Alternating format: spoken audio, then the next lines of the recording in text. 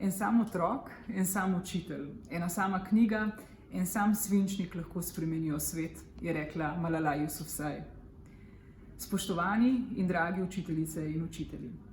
Vsako leto nas 5. oktober še posebej spominja in opominja na vlogo, ki jo za naše otroke, za našo družbo kot celoto prevzemate s svojim delom. Z delom, ki ni zgolj služba, ki ni zgolj poklic, ampak je poslanstvo, je življenje. Prenašate znanje do nas. Učite, prikazujete, oblikujete, vodite, spodbujate, izzivate, sporočate, navdihujete z vsebinami in vrednotami.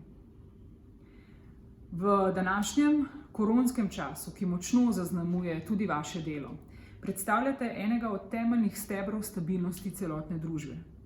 Vsem nam kažete, da je prav znanjem možno, da se zoperstavimo še tako nepredvidljivim in nepoznanim svetovom. Da smo lahko uspešni, če znamo poslušati in slišati, si pomagati in sodelovati. Če znamo gojiti umirjen, potrpežljiv in strpen dialog. S takšnim odnosom, skupaj z našimi šolarkami in šolarji, postajate zgled za celotno družbo. Kažete, da je le s takšnim pristopom, utemeljenim na znanju, na zmožnostih iskanja drugačnih rešitev, drugačnih poti, tudi drugačnih orodij za učenje, možno premagati negotove čase, se obdržati na nogah in iti dalje še modrejši, znanjem in izkušnjami bogatejši.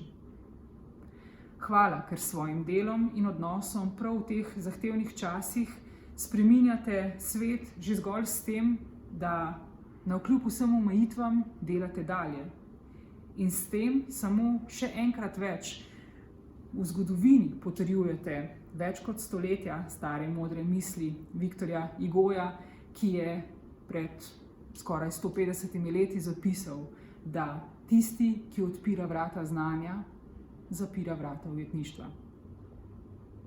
Ob vašem prazniku vam izrekam globok poklon in spoštovanje, ter vam želim, da ostanete naša svetla zvezda danica boljšega jutrišnjega dne.